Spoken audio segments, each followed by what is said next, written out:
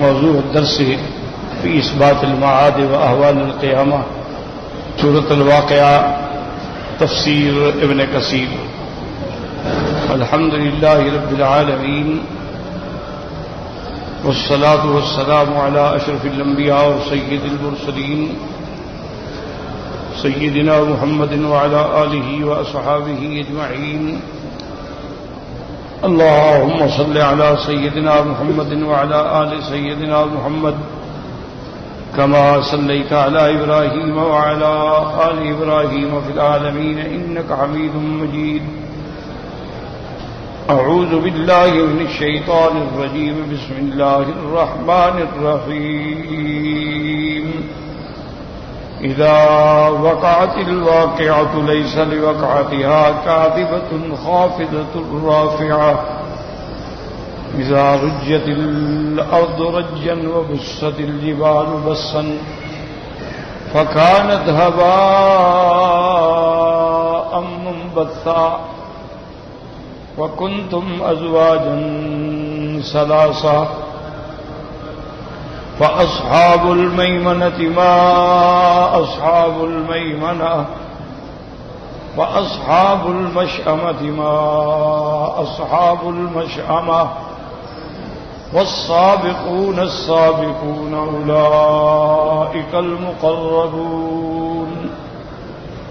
أولئك المقربون في جنات النعيم. قال المؤلف والمفسر رحمه الله تعالى أدام النفع بعلومه وعلومكم في الدارين آمين إلى أن قال وقوله تبارك وتعالى إذا رجت الأرض رجا أي حركت تحريكا فاهتزت واضطربت بطولها وعرضها. اب اللہ پاک نے فرمایا کہ جب زمین کو حرکت آئے گی، زلزلہ آئے گا اور زمین مضطرب ہو جائے گی، طول میں بھی عرض میں بھی ہر جگہ، تو زمین جو ہے زلزلے کی وجہ سے جیسے آسمان پھٹ گئے ایسے زمینیں بھی پھٹ گئی. ولہذا قال ابن عباس ومجاہد وقتادہ وغير واحد في قوله تعالى إذا رجت الأرض رجا أي زلزلت زلزالا. جب زمین میں زلزلہ آئے گا، جیسے زلزلہ آتا ہے اور پوری زمین کو الٹ پلٹ کر کے رکھ دیتا ہے. وقال الربيع بن أنس ترج بما فيها كرج الغربال بما فيه. ربیع بن انس فرماتے ہیں کہ زمین ایسے حرکت کرے گی جیسے چھاننی میں آپ حرکت دیتے ہیں نا، تو اس سے جو چیز خراب ہو گر جاتی ہے اور باقی صاف رہ جاتی، تو زمین بھی ایسے چھان ڈالے گی، جو کچھ بھی اس کے اندر ہوگا وہ اس کو چھلنی کر دے گی. جیسے دوسری جگہ اللہ فرماتے ہیں اذ الارض مدت والقت ما فیہا وتخلت. جب زمین پھٹے گی اور جو کچھ اندر ہے باہر نکل آئے گا. اذا زلزلت الارض زلزالها واخرجت الارض اثقالها. جو بوجھ اس کے اندر ہیں، خزانے ہیں، معدنیات ہیں، انسان ہیں، جو دفن، سب کو زمین باہر پھینک دے. وهذا كقوله تبارك وتعالى اذا زلزلت الأرض زلزالها. وقال تعالى يا أيها الناس اتقوا ربكم إن زلزلة الساعة شيء عظيم. وقوله تبارك وتعالى وبست الجبال بسا أي فتتت فتا. پہاڑ ریزہ ریزہ ہو جائیں گے. قالوا ابن عباس ومجاهد وكرمه وقتادة وغيرهم. وقال ابن زید صارت الجبال كما قال الله تعالی کثیبا مہیلا. ریزہ ریزہ ہو کے ریت ہو جائیں گے اور پھر ہوا منبثہ بن کے اڑ جائیں گے. وقوله تبارک وتعالی وكانت هباء منبثا. قالوا عیسیٰ رضی اللہ تعالی عنہ هباء منبثا كالرعج الغبار يسطع. آپ نے فرمایا ایسے ہو جائیں گے جیسے غبار، ایسے دیکھیں نا غبار اٹھتا ہے پھر دیکھو کچھ بھی نہیں ہوتا. فلا يبقى منه شيء وقال له فيها من بعد في قوله تعالى وكانت هباء منبثا الهباء الذي يطير من النار إذا اضطرمت يطير منه الشرر فإذا بقى لم يكن شيئا. ایک قول میں حضرت ابن عباس نے فرمایا ہوا کا معنی یہ ہے جیسے آگ سے چنگاری اڑتی ہے، ایک چنگاری اڑ کے جہاں جاتی ہے وہاں کچھ بھی نہیں، تو یہ ایسے ہو جائیں گے کہ بالکل ریزہ ریزہ ہو کے ہوا بن کے اڑ جائیں. وقال اکرمہ المنبس الذی قد زرته الریح وبسته، وہ کہتے ہیں منبسہ کا معنی یہ ہے کہ جس کو ہوائیں جو ہیں اڑا کے متفرق کر دیں.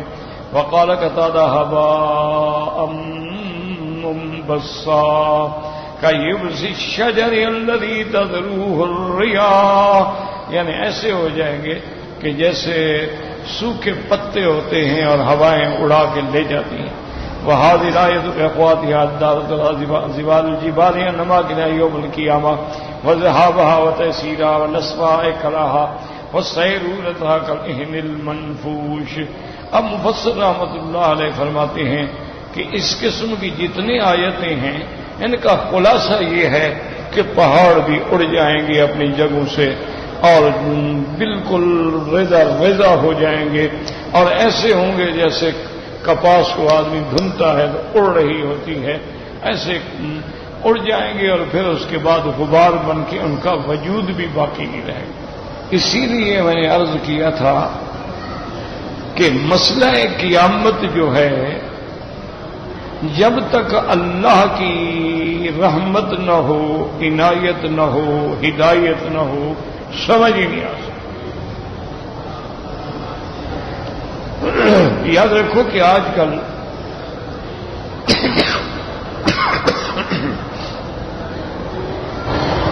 ایک لفظ بہت استعمال ہوتا ہے کہ یہ بات جی عقل میں نہیں آتی، خلاف عقل ہے.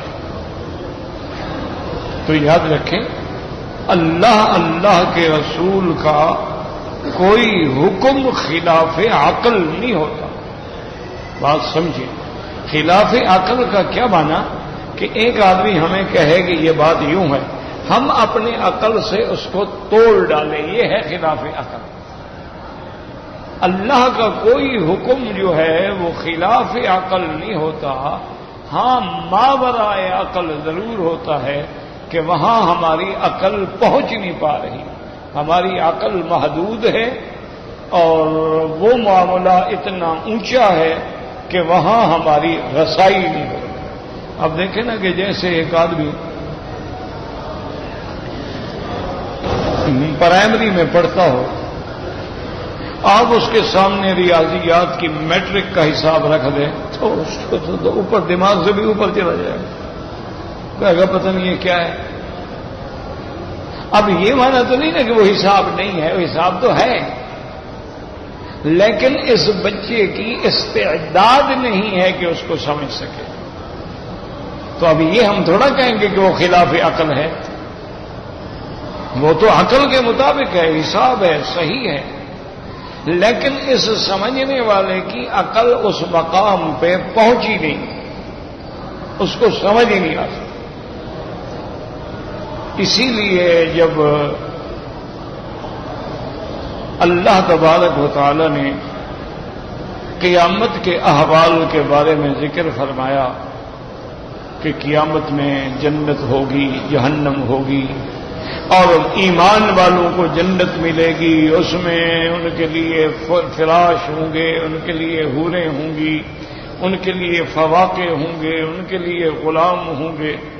تو ایک مکے میں ایک کافر تھا، اس کا نام ابو الاسود تھا، کندہ کہلاتا تھا، وہ ایک پہلوان تھا، ویسے بھی بڑا متمول پیسے والا،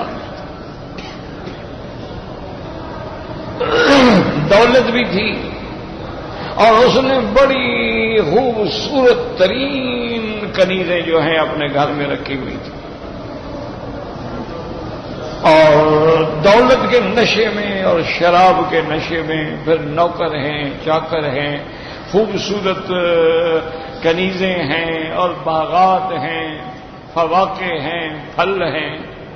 تو جب اس نے یہ بات سنی تو وہ حضور صلی اللہ علیہ وسلم کی خدمت میں آیا اور کہنے لگا کہ یا رسول اللہ صلی اللہ علیہ وسلم، آپ ہمیں جنت کی لالچ دیتے ہیں، جنت تو میرے پاس یہاں موجود ہے، آپ مجھے حوروں کی لالچ دیتے ہیں، آگے دیکھیں میری کیسے کنیزیں، کیسے خوبصورت ہیں، کیسے جمال ہے، میرے پاس تو حوریں یہاں موجود ہیں، میرے پاس نوکر یہاں موجود ہیں، ملازم یہاں موجود ہیں، اور پھر میرے پاس اتنی طاقت ہے۔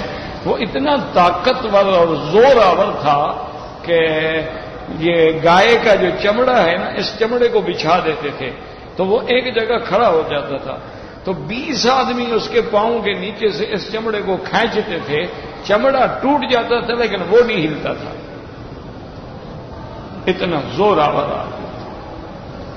تو کہنے لگا یا رسول اللہ، آپ ہمیں ڈراتے ہیں کہ وہاں جہنم پہ 19 فرشتے ہوں گے، 19 فرشتوں کو تو میں اکیلا ہی کافی ہوں،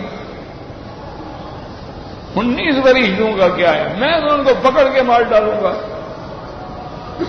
تو وہ تمسخر کرنے لگا، غرور کرنے لگا، اور قیامت کی باتوں کو یعنی مذاق میں اور ٹھٹھے میں اڑانے لگا، تو جس پر پھر اللہ نے وہ سورت مبارک لا اقسم بہذا البلد وانت حل بہذا البلد ووالد وما ولد، اللہ نے وہ سورت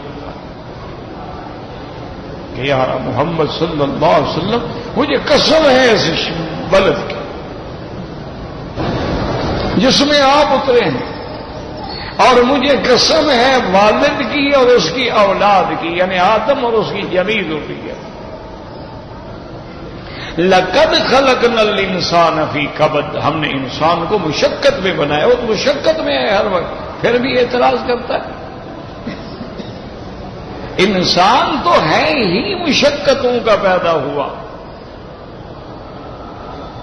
اس لیے کہ جب آدمی نطفے کی شکل میں والدہ کے رحم میں ہوتا ہے تو رحم کے اندر 3 اندھیریوں میں قید ہے، اس سے بڑی کوئی مشقت ہے؟ اور پھر جب وہ ولادت کا وقت آتا ہے تو کس طرح ایک تنگ مقام سے نکلتا ہے، اگر 1 سیکنڈ کی بھی تاخیر ہو جائے تو مر جائے، مشقت ہے۔ پھر دودھ پینے کا زمانہ ہے، اس کو باندھ کے آپ جناب جھولے میں ڈال دیں، پڑا ہے، نہ چل سکتا ہے نہ بول سکتا ہے، مشقت ہے، کچھ بھی نہیں کر سکتا، صرف ماں کے دودھ پہ گزارا ہے۔ اس کے بعد جو ہے پھر ذرا بڑا ہوتا ہے تو اب آہستہ آہستہ چلتا ہے، ٹھوکر لگتی ہے کہ منہ کے بل کر جاتا ہے، اب چیخ رہا ہے، وہ مر گیا مر گیا مر گیا، کیوں؟ اب چلنے کی طاقت ہے نہیں، یہاں تک چلا اور گر گیا۔ اب اس کے بعد ذرا عقل آتی ہے تو پھر جناب مدرسے میں آ جاتا ہے، پھر استاد کا ڈنڈا ہے، رات دن محنت کرنی پڑتی ہے، امتحان دینے پڑتے ہیں، فیل ہو جائے تو سارا محلہ اور ساری برادری طنز کرتی ہے ہی آوارہ جی، اس نے کیا پڑھنا ہے، اس سارا دن تو آوارہ گردی کرتا ہے، یہ کیسے پاس ہوگا؟ اب جیسے کیسے مشقتوں سے نکلا، اس کے بعد جناب شادی ہو گئی۔ اب شادی بظاہر ایک خوشی ہے، لیکن اصل میں دیکھا جائے تو سب سے بڑی مشقت ہے۔ جب تک آدمی اکیلا ہوتا ہے، چلو حرم میں سو گیا، روٹی نہ ملی، کوئی کھجور تقسیم کر رہا تھا کھا لی، کسی نے روٹی کا ٹکڑا دے دیا، کسی نے چائے دے دی، پھر سو گیا مزے سے۔ لیکن جب شادی ہو گئی تو اب تو پھر گھر والی کے لیے گھر بھی چاہیے، مکان بھی چاہیے، اس کی حفاظت بھی چاہیے، اس کے لیے کھانا بھی چاہیے، اس کی فرمائشیں بھی چاہیے۔ حضرت سیدنا علی رضی اللہ تعالی عنہ سے ایک دن مجلس میں ان کے سارے احبا احباب اصحاب جمع تھے، تو کسی دوست کی شادی ہوئی تھی اور شادی کا ذکر چل پڑا، تو ایک ساتھی نے حضرت علی سے پوچھا رضی اللہ تعالیٰ عنہ سے کہ جی شادی کیا چیز ہے؟ انہوں نے فرمایا لزوم و مہر، شادی سب سے پہلے تو یہ ہے کہ جو مہر تم نے لکھوائی ہے دینی ہے، یعنی ابھی نکاح ہوا ہے اور آپ پر جناب 50,000 مہر کا سر پہ بوجھ آ گیا ہے۔ لزوم و مہر، اس نے پوچھا اچھا حضرت اس کے بعد؟ ثم ماذا؟ فرمایا سرور و شہر، 1 مہینے کی خوشی ہوتی ہے۔ اس نے پوچھا اچھا حضرت اس کے بعد؟ ثم ماذا، پھر کیا ہوگا؟ فرمایا غموم و دہر، پھر ساری زندگی کا غم۔ اس نے پوچھا کہ حضرت ثم ماذا، پھر اس کے بعد کیا ہوگا؟ فرمایا قصور ظہر، پھر کمر ٹوٹ جاتی ہے، بیگم کے نخرے اٹھاتے اٹھاتے کمر جھک گئی، کہیں حرام کھا رہا ہے، کہیں رشوت کھا رہا ہے، کہیں دھوکہ دے رہا ہے کہ گھر کو کچھ لے جاؤں۔ اس نے کہا حضرت پھر اس کے بعد ثم ماذا؟ فرمایا پھر اس کے بعد لزوم و قبر، پھر قبر میں جانا ہے، اور اس کے بعد کیا ہوگا؟ تو اللہ نے فرمایا بدبخت تیری ساری زندگی مشقتوں میں گزری ہے، اس کے باوجود بھی تو انکار کرتا ہے میرا۔ تو اس لیے یاد رکھیں کہ قیامت کا مسئلہ اس وقت تک سمجھ نہیں آ سکتا جب تک اللہ نور ایمان عطا نہ فرمائے۔ ان فی ذالک ذکری لمن کان لہ قلب او القی السمع وہو شہید، جو قلب سلیم کی طرف متوجہ ہو اور پوری طرح متوجہ ہو اور اللہ کے احکام کو سمجھے، پھر اس کے دماغ میں یہ باتیں آ سکتی ہیں، ورنہ کوئی عام آدمی بھی کہے گا دیکھو جی ایک اتنا بڑا محل بنایا ہے، اب اس کو توڑ دو، یار کوئی عقل کی بات ہے؟ اتنا پیسہ خرچ کیا، سب محل بنایا، اب کہتے ہیں جی اس کو توڑ ڈالو۔ تو اس لیے اس کے دماغ میں نہیں آتا کہ اللہ نے اگر یہ ساری کائنات بنائی ہے تو پھر اس کو کیوں فنا کر دیں۔ اس کی وجہ یہی ہوتی ہے کہ وہ ہر بات کو قیاس کرتا ہے اپنی قوت پر، کہ جیسے ایک بندہ مکان توڑ ڈالے، دوبارہ بنانے کے لیے پھر مٹیریل چاہیے، مستری چاہیے، مزدور چاہیے، پیسہ چاہیے، دولت چاہیے، تو جو ایسا کرے گا لوگ کہیں گے یار پھر توڑا کیوں تھا تم نے، اس کو ذرا ٹھیک کرا لیتے۔ لیکن وہاں تو یہ مسئلہ ہے ہی نہیں نا، وہاں تو شان ہی یہ ہے کہ ہو جا بس ہو گیا، تو اس کے لیے نہ بنانا مشکل ہے اور نہ توڑنا مشکل ہے اور نہ دوبارہ بنانا مشکل ہے۔ انہ هو یبدئ و یعید، اسی طرح فرمایا هو الذی یبدأ الخلق ثم یعیدہ، وہ ذات جس نے پہلے پیدا کیا ہے وہی پھر لوٹائے گا، اس کے آگے کیا مشکل ہے؟ اسی لیے حضور کے سامنے ایک بدبخت کافر نے پرانی بوسیدہ ہڈی قبرستان کی لے کے ایسے مسل کے اڑا دی اور کہا کہ یا محمد آپ عقیدہ رکھتے ہیں کہ یہ ہڈی دوبارہ زندہ ہوگی؟ اور فرمایا نعم بالکل ہوگی۔ اس کو پھر اللہ نے فرمایا وَلَمْ يَرَ الْإِنسَانُ أَنَّا خَلَقْنَاهُ مِن نُطْفَةٍ فَإِذَا هُوَ خَصِيمٌ مُبِينٌ ضَرَبَ لَنَا مَثَلًا وَنَسِيَ خَلْقَهُ قَالَ مَن يُحْيِي الْعِظَامَ وَهِيَ رَمِيمٌ۔ اب مثالیں دیتا ہے کہ کون اس وہ سیدھا ہڈی کو دوبارہ پیدا کرے گا؟ اللہ نے فرمایا بدبخت قُلْ يُحْيِيهَا الَّذِي أَنشَأَهَا أَوَّلَ مَرَّةٍ، جس نے پہلے پیدا کیا وہی پیدا کرے گا۔ تو اس لیے جب لوگوں کو کہو نا جی کہ یہ پہاڑ ریزہ ریزہ ہو جائیں گے، یہ پہاڑ غبار بن جائیں گے، یہ پہاڑ اڑ جائیں گے، یہ پہاڑ اپنے مقامات پہ باقی نہیں رہیں گے، ان کو سمجھ نہیں آ سکتی اتنا بڑا پہاڑ جی کیسے ریزہ ریزہ ہو جائے گا؟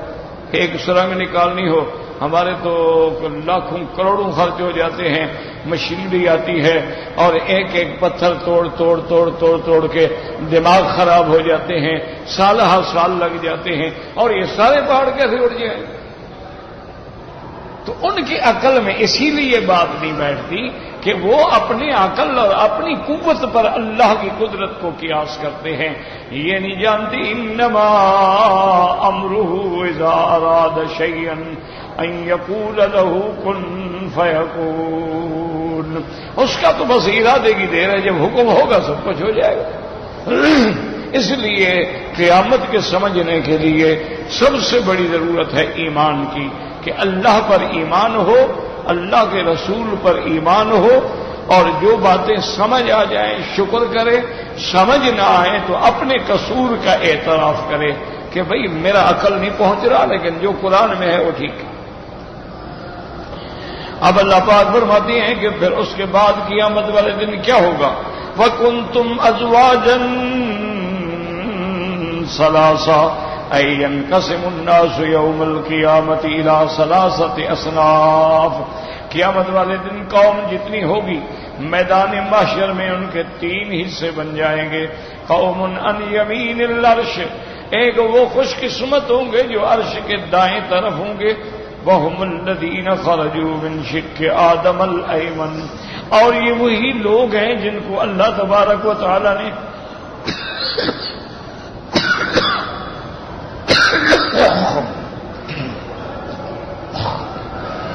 لا حول ولا قوت الا باللہ. یہ وہی لوگ ہیں جن کو اللہ تبارک و تعالی نے عالم ارواح میں آدم علیہ السلام کی دائیں طرف سے نکالا. وَيَأْتُونَ كُتُبَهُمْ بِأَيْمَانِهِمْ، اور ان کو قیامت والے دن بھی نامہ اعمال جو ہیں وہ داہنے ہاتھ میں ملیں.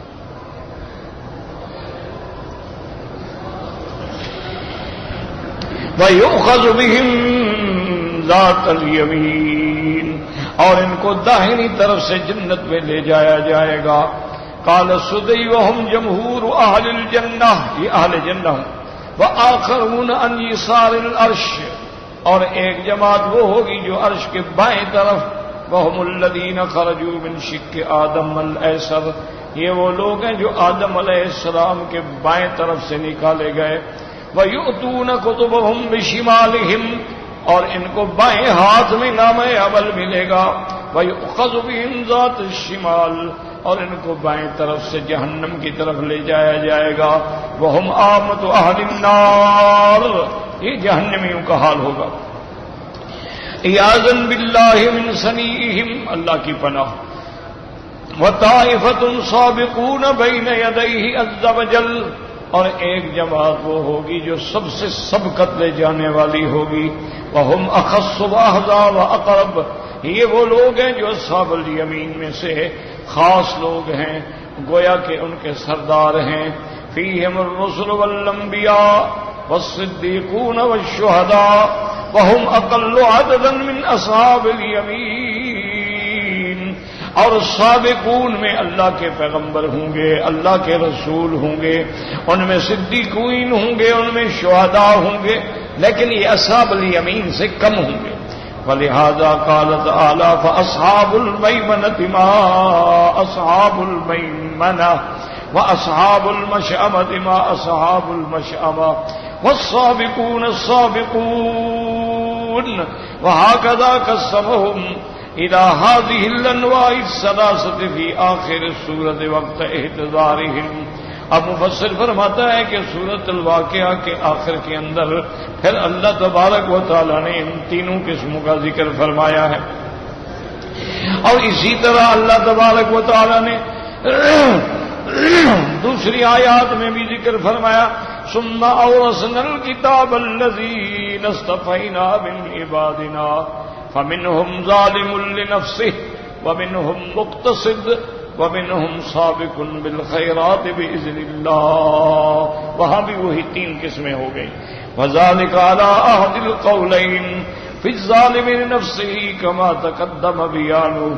قال سفيان الثوري عن جابر الجوفي عن مجاهد عن ابن عباس في قوله وكنتم أزواجا ثلاثا قال هي التي في سورة الملائكة ثم أورثنا الكتاب الذين اصطفينا من عبادنا فمنهم ظالم لنفسه ومنهم مقتصد ومنهم سابق بالخيرات.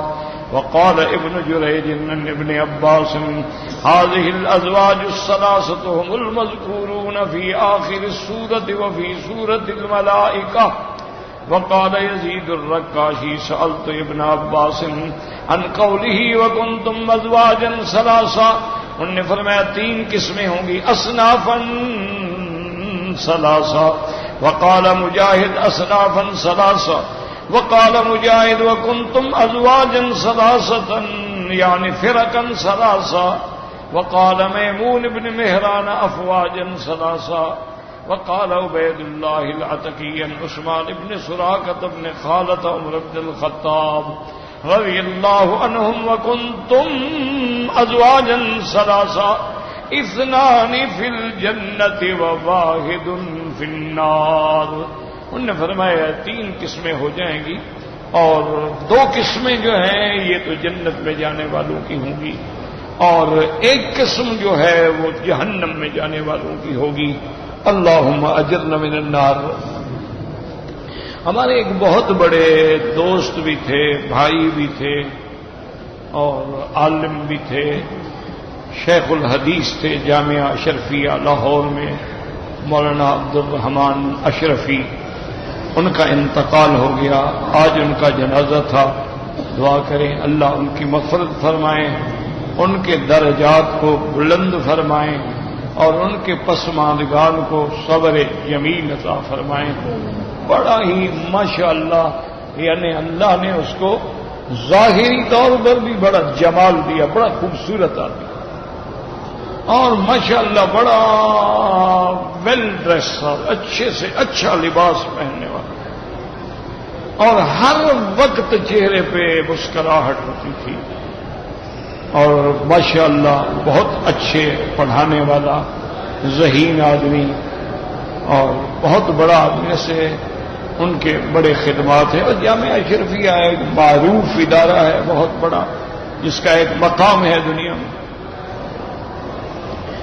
تو یہ حضرت کے تقریباً شیخ فضل رحیم سے بڑے تھے اور ان کے ماشاءاللہ 3 بیٹے ہیں، 3 بیٹیاں ہیں، 1 بیوی ہے. بیٹے بھی الحمدللہ قاری ہیں، عالم ہیں.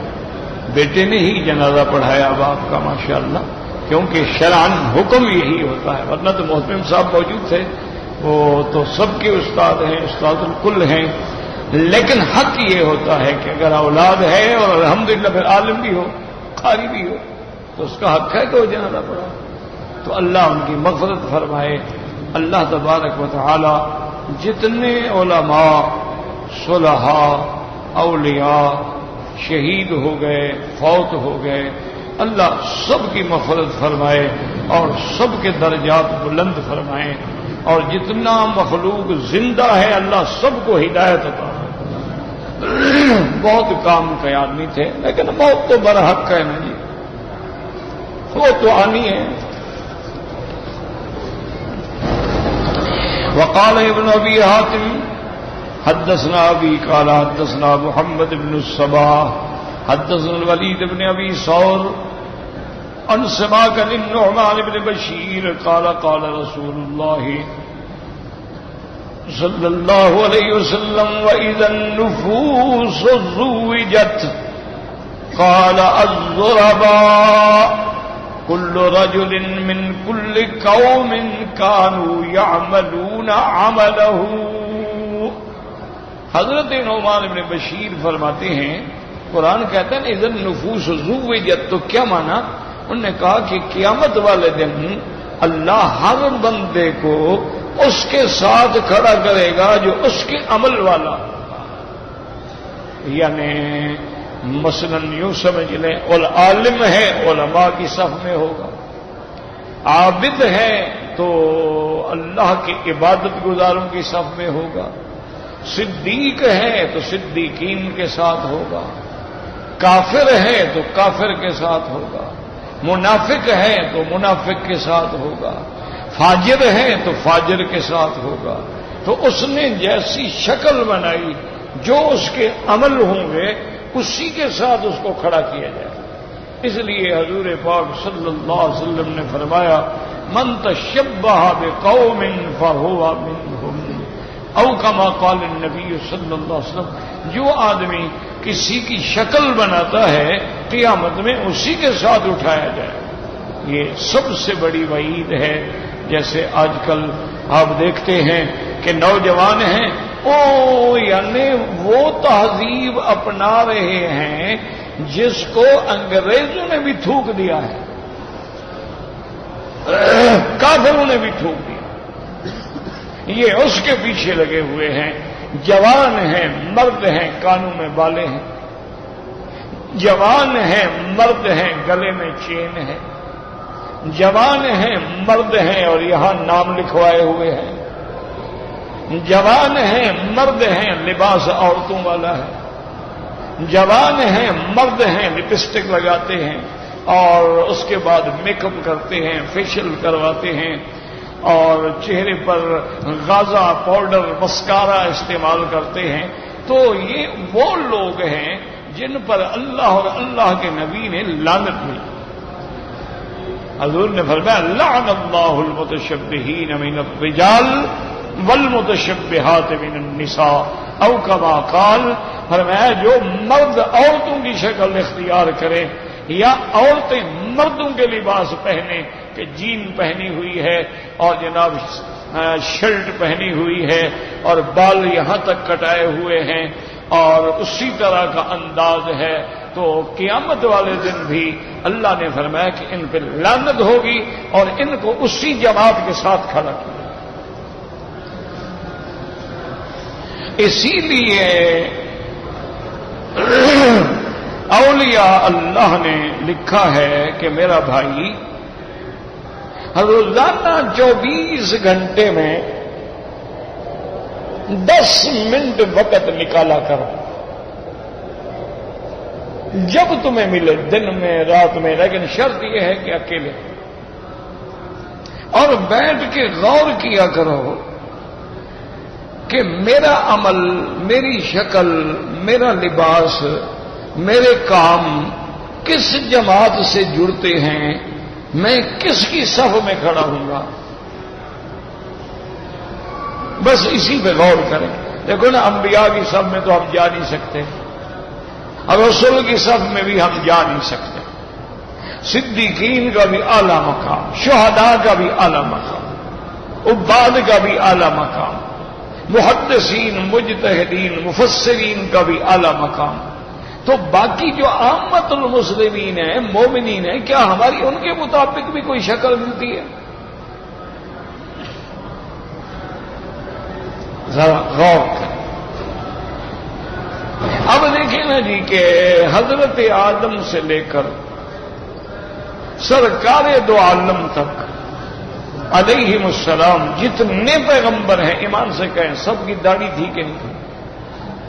تمام صحابہ، تمام تابعین، تمام اولیاء اللہ، تمام عباد الصالحین، سب کی داڑھی تھی. تو داڑھی منڈا جو ہے وہ قیامت میں کس صف میں کھڑا ہوگا؟ وہاں تو کھڑا نہیں ہو سکتا، ان جیسی تو شکل ہے ہی نہیں. خود سوچ لو، غور کر لو. کسی مولوی کی ضرورت نہیں ہے، کسی پیر کی ضرورت نہیں ہے. اللہ نے تمہیں عقل نہیں دیا ہے؟ دیکھو نا، بھی اللہ نے تمہیں بھی تو عقل دیا ہے نا کہ بھی آپ نے ٹرین کا ٹکٹ لیا ہے. ایک وہ لوگ ہیں ماشاءاللہ جن کے لیے وہ خاص طور پہ 7 سالون لگائے جاتے ہیں. ایک وہ لوگ ہیں ماشاءاللہ جو ایئر کنڈیشن سالون میں ہیں. ایک وہ لوگ ہیں جو فرسٹ کلاس میں ہیں، سیکنڈ میں ہیں. آپ کی جو ٹکٹ ہے آپ اسی کے ساتھ بیٹھیں گے نا. اب یہ تو ہو نہیں سکتا نا کہ 3rd کلاس کی ٹکٹ لے کے فرسٹ میں گھس جاؤ، بس اتنی دیر گھس جاؤ گے جب تک چیکر نہ آئے. جب آ جائے گا مارے گا بھی، اتارے گا بھی، پیسے بھی لے گا. اچھا یہاں تو چلو ہو سکتا ہے نا چیکر کو نیند آ جائے، چیکر تھکا ہوا ہو، رات کو نہ آئے. اچھا گاڑی کے سٹاپ بڑے لمبے ہیں، تم نے جناب کراچی سے بیٹھا اور روڑی پہنچ گیا، لیکن وہاں تو جناب فرشتے نہ نیند آتی ہے نہ بھولتے ہیں، وہ تو ڈھونڈیں گے، 1 سیکنڈ نہیں لگائیں گے. اچھا ان کو تو پوچھنا بھی نہیں پڑے گا، یعرف المجرمون بسیماہم، ان کے چہرے بتا رہے ہوں گے کیا مجرم. تو بس اسی پہ غور کر لیا کرو. کسی پیر فقیر کی ضرورت نہیں، تم خود پیر ہو، تم خود ولی ہو۔ ہر مومن ولی اللہ ہوتا ہے، اللہ کا دوست ہوتا ہے۔ اللہ کا دوست نہ ہو تو اللہ اس کو ایمان کیوں نصیب کرے؟ دشمنوں کو کوئی انعام دیتا؟ اللہ ولی الذین آمنوا، جو مومن ہیں ان کا اللہ دوست ہے۔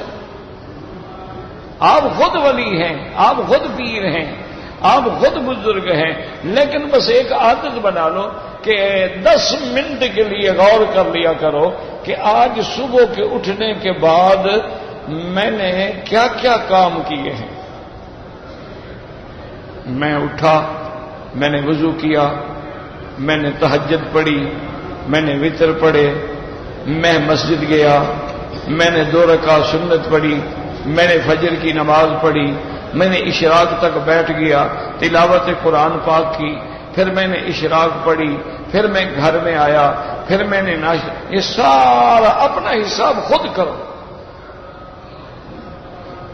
اور اس کے مقابلے پہ ایک دوسرا آدمی ہے، وہ کہتا ہے میں جب اٹھا تو سب سے پہلے سگریٹ پی، اس کے بعد میں نے بیڈ ٹی پی۔ بیڈ ہے، پتہ نہیں بیڈ ہے، یہ تو اللہ کو پتا ہے۔ اس کے بعد میں نے حمام میں جا کے شیو کی، سنت رسول پہ اس طرح پھیرا۔ پھر میں نے جناب غسل فرمایا، پھر میں نے کپڑے بدلے، میک اپ سنگار کیا، پھر میں نے ناشتہ کیا، اور اس کے بعد پھر میں دفتر میں آیا، اور یوں صبح سے لے کر شام تک جھوٹ بولتا رہا، رشوت کھاتا رہا، حرام کماتا رہا۔ وہ بھی ذرا اپنا حساب کرے کہ میں نے آج کیا کیا کیا۔ جب یہ کرو گے نا تو انشاءاللہ پھر اصلاح ہو جائے۔ پھر آدمی دیکھے نا، وہ میرا ایک دوست تھا، تو اس کو ایسے میں نے کہا یہ بچے فضل خرچی بڑی کرتے ہیں، 10 ریال دو تو ختم، 50 دو تو ختم، 100 دو تو ختم۔ اس نے کہا مکی صاحب بڑا آسان نسخہ میں آپ کو بتاؤں۔ میں نے کہا بتاؤ۔ اس نے کہا ہر بچے کا اکاؤنٹ کھلوا دو بینک میں۔ میں نے کہا یار باپ دادا نہیں روک سکا تو بینک کیا؟ انہوں نے کہا تجربہ تو کرو نا، بینک میں اکاؤنٹ کھلوا دو، پیسے ڈال دو۔ اب اس کو کہو کہ بھی دیکھو روز مجھے تنگ نہ کیا کرو، اب تمہارے اکاؤنٹ میں پیسے پڑے، خود چیک کاٹ کے لے لیا کرو۔ اور نے کہا اب 3 مہینے کے بعد اس کو فکر ہونی شروع ہو جائے گی، آج میرے اتنے پیسے بینک میں تھے میں کھا گیا۔ اب اس کو خود بریک لگنے شروع ہو جائے کہ میرا اکاؤنٹ بڑھنا چاہیے۔ پہلے میرا 10,000 تھا، یار 15 ہوتا، یہ کیا 1,000 بچا، 9,000 میں کھا گیا۔ تو اس نے کہا جب آدمی حساب کتاب میں آتا ہے تو پھر کنٹرول ہوتا ہے۔ تم بھی اپنے نفس کا حساب کرو، جب تک حساب نہیں کرو گے کنٹرول نہیں ہوگا۔ اگر تم جانوروں کی طرح چل رہے ہو، کھا رہے ہو، موقع ملا درس میں بیٹھ گئے، موقع ملا شام کو ماشاءاللہ گانے کی کیسٹ لگا لی، موقع ملا تو شام کو فلم دیکھ لی، قرآن بھی سن لیا، رحمان بھی راضی ہے، شیطان بھی راضی ہے، یہ نہیں ہو سکتا۔ اللہ میاں کو یہ منافق بندے نہیں چاہیے، یا سراسر موم ہو جا یا سراسر سنگ ہو جا، یا حزب الرحمان میں آ جا یا حزب الشیطان میں آ جا۔ یہ 2 رنگا کام اللہ کو پسند ہے۔ اب جناب فرماتی ہیں کل رجل من کل قوم کانوا یعملون عملہ، تو یعنی وہ ہر آدمی جو عمل کرتا تھا اس کو اسی کے ساتھ اٹھایا جائے گا۔ وَكُنْتُمْ أَزْوَاجًا ثَلَاثًا فَأَصْحَابُ الْمَيْمَنَةِ مَا أَصْحَابُ الْمَيْمَنَةِ وَأَصْحَابُ الْمَشْأَمَةِ مَا أَصْحَابُ الْمَشْأَمَةِ وَالسَّابِقُونَ السَّابِقُونَ قَالَ هُمُ الضُّرَبَاءُ، یہ 3 قسمیں ہیں۔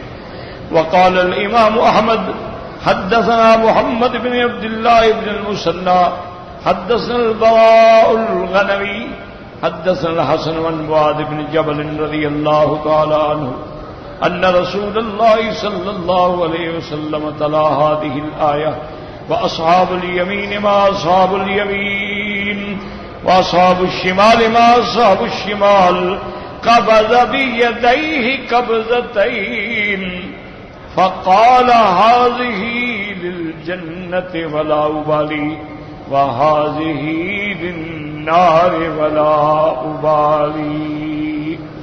اب اس حدیث میں آتا ہے حضرت معاذ بن جبل رضی اللہ تعالیٰ عنہ فرماتی ہیں کہ ان رسول اللہ صلی اللہ علیہ وسلم نے یہ آیت پڑھی اور اس کے بعد فرمایا کہ اللہ تبارک و تعالیٰ جیسے اس کی شان کو ذبح ہے اپنے ہاتھوں میں لے لیں گے اور فرمائیں گے ہاذہ للجنہ، یہ جنت والے ہیں مجھے کوئی پرواہ نہیں، اور یہ جہنم میں جائیں گے مجھے کوئی پرواہ نہیں ہے. کیوں؟ اللہ کو کیا پرواہ ہے؟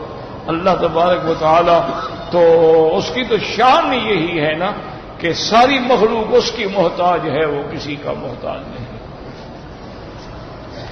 اب اس کے بعد فرماتی ہیں وقال الامام احمد ایضا حدثنا حسن قال حدثنا ابن لہیہ قال حدثنا خادم ابی عمران القاسم محمد عائشہ رضی اللہ تعالی عنہ عن رسول اللہ صلی اللہ علیہ وسلم انہ قال اتدرون من السابقون الى ذل اللہ یوم القیامۃ قالوا اللہ ورسولہ اعلم. حضور پاک نے پوچھا، بی بی عائشہ صدیقہ رضی اللہ عنہا روایت فرماتی ہیں، حضور پاک نے پوچھا جانتے ہو کہ وہ سابقون جو ہیں وہ اللہ کے عرش کے سائے میں جانے والے جو ہیں وہ کون لوگ ہوں گے؟ نے کہا اللہ ورسول عالم. قال الذين اوتوا الحق قبلوه واذا سالوه بدلوه وحكموا للناس كحكمهم لانفسهم. حضور پاک نے فرمایا یہ وہ لوگ ہوں گے جب ان کے پاس حق آتا ہے تو مان لیتے ہیں، اور جب ان سے کوئی سوال کرتا ہے تو اس کی مدد کرتے ہیں، اور اگر ان کے پاس فیصلہ آئے تو عدل کا فیصلہ کرتے ہیں، یعنی جیسے کہ اپنے لیے خیر چاہتے ہیں سب کے لیے چاہتے ہیں. وقال محمد بن کعب حضرت یعقوب بن مجاہد السابقون السابقون هم الانبیاء علیہم السلام، وہ فرماتے ہیں سابقون سے مراد جو ہیں وہ انبیاء ہیں. وقال السدی هم اہل علیین، انہوں نے فرمایا جن کے ارواح علیین میں ہیں وہ سب سابقون میں ہیں. وقال ابن ابی رجین المجاہد ابن عباس السابقون السابقون. قال یوشع ابن نون سبق الی موسیٰ، جو سب سے پہلے موسیٰ علیہ السلام پر ایمان لایا. ومؤمن آل یاسین، سب سے پہلے ایمان. سبق الی عیسیٰ، سب سے پہلے عیسیٰ علیہ السلام پہ ایمان لایا. وعلی ابن ابی طالب سبق الی محمد رسول اللہ صلی اللہ علیہ وسلم. حضرت علی ابن ابی طالب بھی پہلے ایمان لائے لیکن بچوں میں، بڑوں میں حضرت ابو بکر ہیں. روا ابن ابی حاتم محمد بن ہارون الفلاس رحمۃ اللہ اسماعیل المدائنی البزار عن سفیان بن الضحاک المدائنی عن سفیان بن عن ابی رجیح به وقال ابن ابی حاتم محمد بن ابی حماد حدثنا مہران خالد قرۃ عن ابن سیرین.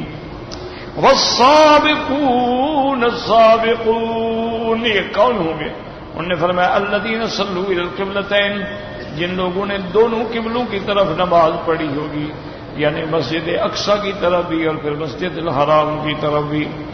اور اس کے بعد فرماتے ہیں رواہ جریر بن حدیث خالد وقال حضرت قتادہ والسابقون السابقون من کل امت، ہر امت میں یہ لوگ ہوں گے.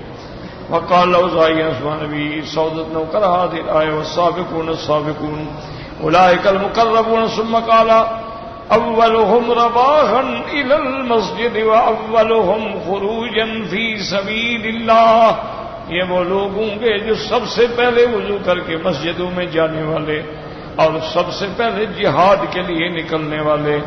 وهذه الاقوال كلها صحیحۃ. اب مفسر فرماتے ہیں کہ یہ سارے اقوال صحیح ہیں. فإن المراد بالسابقین هم المبادرون فی الخیرات کما امروا، سابقون سے مراد یہ ہے کہ جو عمل خیر میں سبقت کرنے والے ہیں، جیسے اللہ نے فرمایا وسارعوا الی مغفرۃ من ربکم وجنۃ عرضها السماوات والارض. وقال سابقوا الی مغفرۃ من ربکم وجنۃ عرضها كعرض السماء والارض. قال ومن سابق في هذه الدنيا وسبق الى الخير كان في الاخره من السابقين الى الكرامه. جس بندے نے اس دنیا میں خیر کی طرف سبقت کی قیامت میں بھی وہ سابقین میں ہوں گے. فإن الجزاء من جنس العمل، اللہ اس کو جزا اسی طرح دیں گے جیسے اس کا عمل ہے، کما تدین تدان، جیسا کرو گے ویسا ملے گا. ولہذا قال اولئک المقربون فی جنات النعیم. وقال ابن ابي حاتم حدثنا ابي قال حدثنا يحيى بن زكريا الفزاري الرازي حدثنا خارجة بن مسلم زيد بن اسلم بن يسار ان عبد الله بن عمرو قال قالت الملائكة يا رب اجعل لبني آدم الدنيا فهم يأكلون ويشربون ويتزوجون فاجعل لنا الآخرة. فرشتوں نے عرض کیا مولا تو نے آدم کی اولاد کے لیے ماشاءاللہ دنیا پیدا کی ہے، وہ اس میں کھاتے ہیں پیتے ہیں شادیاں کرتے ہیں، چلو ہمیں آخرت دے دو. فقال لا افعل فراجعوا ثلاثا فقال لا اجد خبيرك من قلت له كن فيكون. لیکن 3 دفعہ کی درخواست منظور نہ ہوئی. اللہ نے فرمایا میرے ملائکہ جس کو میں نے اپنے ہاتھوں سے بنایا ہے اور تم کو تو میں نے کن سے پیدا فرمایا ہے، میں ان کا درجہ کیسے گھٹا دوں. اس کے بعد فرماتے والسابقون السابقون اولئک المقربون فی جنات النعیم. وقد روى هذا الاثر الامام سعید الدارمی فی کتابہ الرد علی الجہمیہ ولفظه فقال الله عز وجل لن اجعل صالح ذریۃ من خلقت بیدک کمن قلت له کن فکان. تو امام دارمی رحمۃ اللہ علیہ نے جہمیہ کے رد میں جو کتاب لکھی ہے تو اس کے اندر فرمایا کہ اللہ فرمائیں گے لن اجعل، میں آدم کی اچھی نیک اولاد کو ایسا نہیں کر سکتا کہ تمہارے برابر کر دوں، ان کا شان تم سے بلند ہے، ان کو میں نے اپنے ہاتھوں سے پیدا کیا ہے اور تم کو میں نے شان کن فیکون سے پیدا کیا ہے. واللہ اعلم.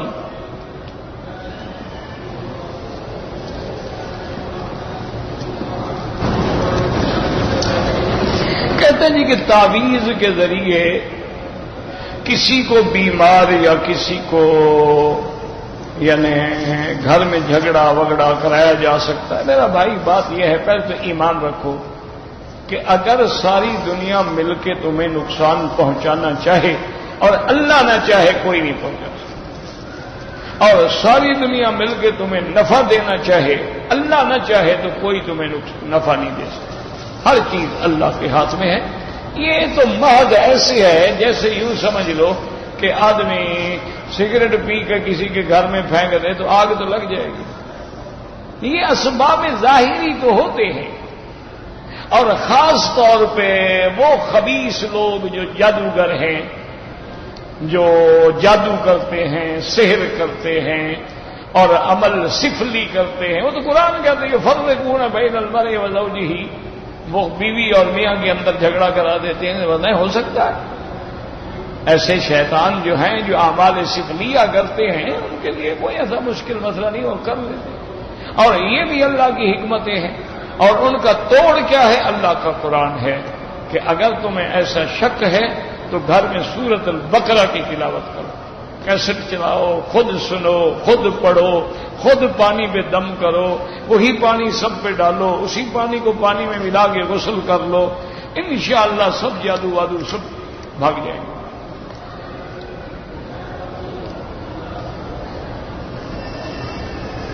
بہرحال یہ ہو سکتا ہے، اس لیے علاج میں نے عرض کر دیا ہے، باقی تمہاری مرضی کرو نہ کرو. کہتے ہیں جی کہ اگر بیوی کا دودھ جو ہے خاوند جو ہے وہ اپنے لذت کے لیے بیوی کا پستان چوس رہا تھا اور بیوی کا دودھ جو ہے وہ اندر چلا گیا، کچھ نہیں ہوتا جناب، بلکہ آپ کو فائدہ ہو گیا کہ بیوی کی بیوی اور بکری کی بکری. خود بھی دودھ پیو بلکہ نکال کے رکھا کرو، دوستوں کو بھی پلاؤ. جب آئے نا اسی کی چائے بنا کے پلاؤ کہ ایسا دودھ ڈال رہا ہوں جو کبھی کسی نے نہیں ڈالا ہوگا. انا للہ و انا الیہ راجعون. بھائی نہ نکاح ٹوٹتا ہے نہ کچھ ہوتا ہے، لیکن کوئی انسانیت بھی تو ہوتی ہے. انسانیت بھی تو کوئی چیز ہے. یہ تو نہیں ہے نا کہ تم جو بھی کافروں کی عادات دیکھو اسی کو اپنا لو. جو ان لوگوں کے وہ تو حیوان ہیں، وہ انسان تھوڑے. وہ تو حیوانوں سے بھی اخص اور ذلیل ہیں، ان کی تو عورتیں کتوں کے ساتھ تعلق رکھتی ہیں. تم ان لوگوں کے پیچھے چل رہے ہو. اچھا، یہ 10 15 20 سال سے اس لعنت فلم کی آئی بلیو پرنٹ کی اور تم نے یہ طریقے سیکھ لیے. اس سے پہلے میاں بیوی نہیں تھے، ان میں محبت نہیں تھی، ان میں اولادیں نہیں تھیں، ان میں احترام نہیں تھا، کہ صرف یہ ذریعہ باقی رہ گیا ہے محبت پیدا کرنے کا. انا للہ و انا، باقی کو ہوتا کچھ نہیں، مزے کرو، دودھ شودھ پیو. انا للہ و انا الیہ راجعون.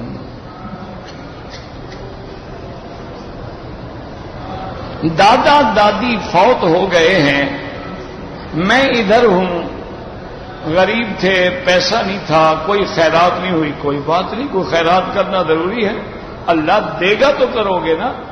اگر تمہیں اس نے خیرات لینے والا بنا دیا ہے تو تم کہاں سے خیرات کرو گے؟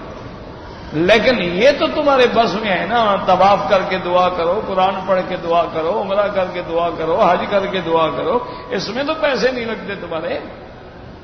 باقی وہ جو رواج ہے کہ تیسرے دن کل شریف اور جمعرات شریف اور چلیس، وہ تو خالص بدعت ہے، وہ تو حرام ہے، کرنا بھی اور کھانا بھی. وہ تو مولوی صاحبان نے اپنے لیے ایک مسئلہ رکھا ہوا ہے، کیونکہ آپ لوگ ایسے تو خدمت کرتے نہیں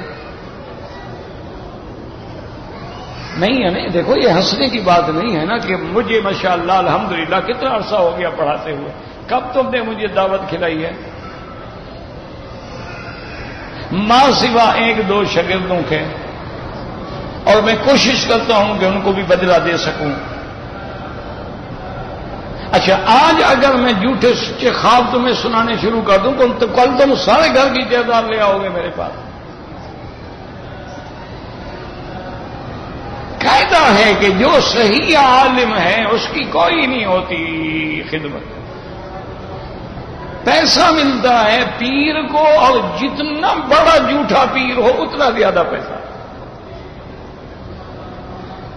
اور جو صحیح معنی میں اللہ والے ہیں وہ تو بیچارے لنگر میں سوکھے ٹکڑوں پہ گزارا کرتے ہیں، ان کے بعد تو اپنے کھانے کی روٹی بھی نہیں ہوتی.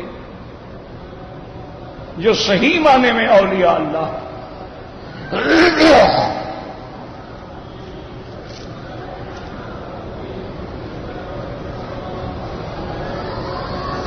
کہتے جی کہ بیوی نے خاوند کی اجازت کے بغیر ہسپتال میں جا کر اولاد نہ ہونے کے لیے آپریشن کرا دیا. بہرحال یہ بہت بڑا گناہ ہے. اب کیا علاج ہے؟ توبہ کرو، استغفار کرو، اللہ معاف کرے، اور تو کوئی حل نہیں.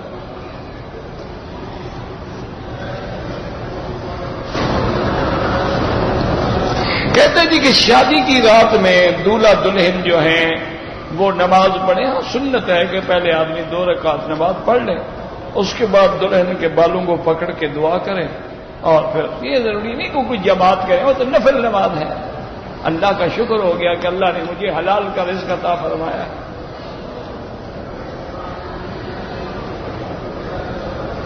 کہتے جی کہ میری عمر 32 سال ہے، میرا عقیقہ نہیں ہوا. تو کیا ہو گیا بھائی؟ نہیں ہوا تو نہیں ہوا. عقیقے کا بڑا فکر ہے، اس طرح روز پھرواتا ہے داڑھی پہ. اس سنت کا بڑا فکر ہے اس بیچارے کو. نہیں ہوا، ہو جاتا کیا ہوگا. جو لوگ غریب ہیں، جن کے گھر میں روٹی نہیں، وہ کہاں سے عقیقہ کریں گے؟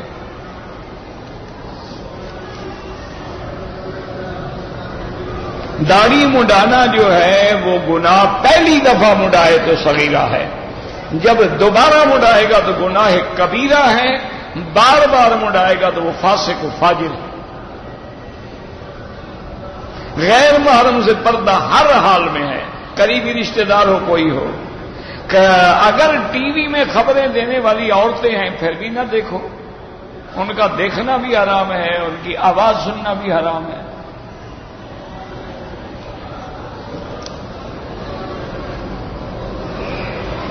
حنفی مسلک میں کتنے ہاتھوں سے سلام کریں؟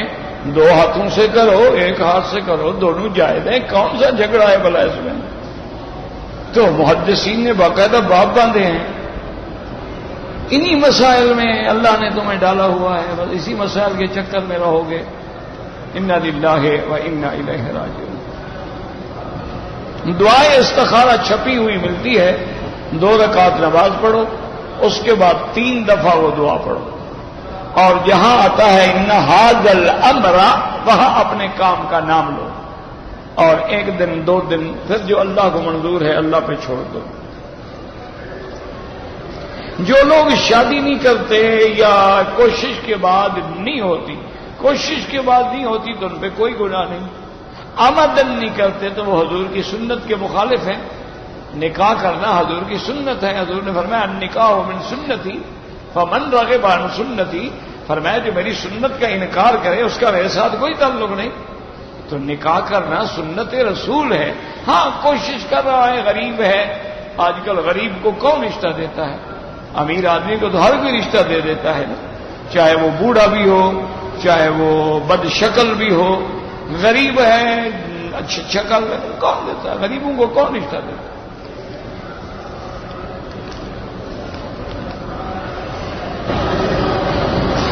دم کا گوشت جو ہے اس میں شرط ہی یہ ہے کہ اللہ کے حدود حرم میں ذبح کرو اور فقراء مکے کے غریبوں کو تقسیم کرو، یہ تھوڑا ہے کہ امیروں کو کھلا دو۔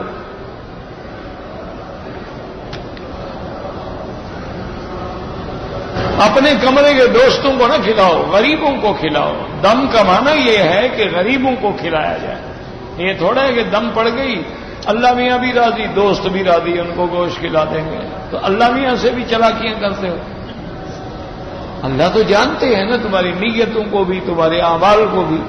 دم کا معنی ہی یہی ہے کہ فقراء حرم، یعنی حرم کے غریبی مسکینوں کو کھلاؤ، جن بیچاروں کو گوشت خریدنا نصیب ہی نہیں ہوتا۔ ربنا تقبل منا انك انت السميع العليم تب علينا انك انت التواب الرحيم اللهم متعنا باسماعنا وابصارنا واشرح صدورنا واحينا بقواتنا ما ابقيتنا واجعله الوارث منا واجعل ثارنا على من ظلمنا وانصرنا على من عادانا اللهم اقض حاجاتنا يا قاضي الحاجات يا سميع الدعاء يا مستجيب الدعوات اللهم اجعل لنا وللمسلمين من كل هم فرجا ومن كل ضيق مخرجا ومن كل بلاء عافية صلى الله تعالى على خير خلقه سيدنا محمد وعلى آله وصحبه أجمعين